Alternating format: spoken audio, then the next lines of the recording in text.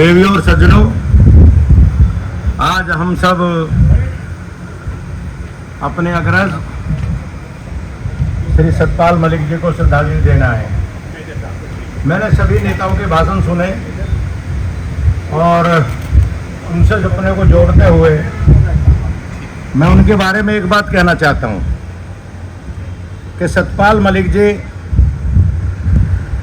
राजनीति में, जब छात्र राजनीति में थे या पार्टी की राजनीति में थे, वो नेता बनाने की एक मशीन थे। उन्होंने बहुत सारे छात्र नेता पैदा किए। भाई जगत सिंह जी, जब मैं आ रहा था तो भाई जगत सिंह जी को मैं सुन रहा था। जगत सिंह जी को यूनिवर्सिटी में प्रेसिडेंट बनवाया। नेता तो ये थे ही, पर नेतृत्व तो सतपाल मलिक का था विश्वविद्यालय में। ओमवीर तोमर रहे। मुझको छात्र राजनीति में बढ़ाने का, हमें भी प्रेसिडेंट हुआ, उन्हीं का काम था। और जब चौधरी चरण सिंह जी के सानिध्य में वो आए और उन्होंने तमाम नौजवानों को, चौधरी साहब कहते थे कि 40 साल से पहले बुर्दवारी नहीं आती, एमएलए का टिकट नहीं मिलेगा। सतपाल मलिक जी ने उन्हें समझाया और कहा कि नौजवानों की जरूरत है आगे बढ़ाने की। और जगत सिंह जी को याद है कि 80 में 1-2 नहीं, जगत सिंह जी बागपत से लड़े, मैं भी लड़ा, सब लड़े। और हमको जो 25-30 साल के बीच के नौजवान थे, ऐसे 50 नौजवानों को सतपाल मलिक ने राजनीति की दहलीज पर खड़ा करके और चौधरी चरण सिंह जी को हमारा हाथ पकड़ाने का काम किया। सतपाल मलिक जी के बारे में कितनी बात कही जाए। अभी ये कह रहे थे कि हमारी उनकी चर्चा होती थी। चर्चा क्या, हमारे तो बड़े भाई थे और छात्र जीवन में हमारे नेता थे। चौधरी चरण सिंह जी को उन्होंने हमारा हाथ पकड़ा दिया, तो चौधरी चरण सिंह जी हमारे आदर्श और हमारे नेता रहे। सतपाल मलिक के बारे में जितनी बात कही जाए, हाँ एक बात मैं जरूर कहूँगा, वो ऊपर से बहुत सौम्य थे पर अंदर उनके आग थी। वो हर सवाल पर चिंता व्यक्त करते थे। और हम लोग कॉफी नहीं पीते थे, वो हर कॉफी पे रोज नया एक काम ऐसा बताते थे। जमशेद गवाह हर वक्त कुछ ना कुछ उनके जहन में चलता रहता था। उनका दिमाग एक कंप्यूटर की तरह काम करता था।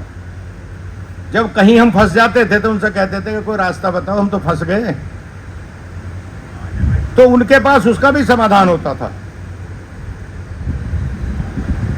89 में एमपी बने, मिनिस्टर बने, केसी त्यागी जी भी एमपी हुए। ओमवीर तोमर जी तो लगातार साथ रहे। जगत सिंह जी तो हमारे बड़े भाई हैं। जब चुनाव हुआ 91 का, तो चौधरी अजीत सिंह जी ने मुझे कहा, जगत सिंह जी जाओ तुम सतपाल मलिक से बात कर लो, मैं उन्हें कहना ना लड़ाना चाहता हूँ। वहाँ से एमपी थे अलीगढ़ से। तो बोले कि भाई त्रिलोक बात सुन, तुम जनता दल में वीपी सिंह के साथ हो, मैं वीपी सिंह की पार्टी पर पर्चा नहीं भर सकता, मैंने उसे छोड़ दिया है। हम लोगों ने तय कर लिया, जो आदमी लोकसभा त्याग दे, राज्यसभा त्याग दे, सारे पद त्याग दे, गवर्नर उनके लिए कोई चीज़ नहीं थी। सतपाल मलिक एक बहुत ही मर्यादित और बहुत ही उत्कृष्ट कोटि के नेता थे और मानव थे। मानवता उनके अंदर कूट के भरी थी। मैं यहाँ किसी की बुराई करने लगूं, किसी की बड़ाई करने लगूं, एक बात मैं कहता हूं कि ऐसा आदमी कम पैदा होता है और प्रभु उन्हें अपने श्री चरणों में जगह दे। उन्होंने सबकी मदद कर रखी है। हरिंदर बैठे, ये जब अपनी रील को घुमाएंगे तो सतपाल मलिक नजर आएंगे। हाँ मैं कह रहा हूं भैया, तू तुम्हारा छोटा भाई है, मैं कह रहा हूं, सब जब रील घुमाएंगे तो सतपाल मलिक कहीं ना कहीं खड़े नजर आएंगे। इतनी बात कह के मैं सबसे अपनी बात को जोड़ते हुए उनको श्रद्धांजलि देता हूं और कहता हूं कि जो उन्होंने हमें सिखाया था, प्रभु हमें ताकत दे कि उनके रास्ते पे हम चलें और जो भी कुछ भला हो सकता वो करें। बहुत बहुत धन्यवाद। प्रभु उनको अपने श्री चरणों में जगह दे। ओम शांति, ओम शांति, ओम।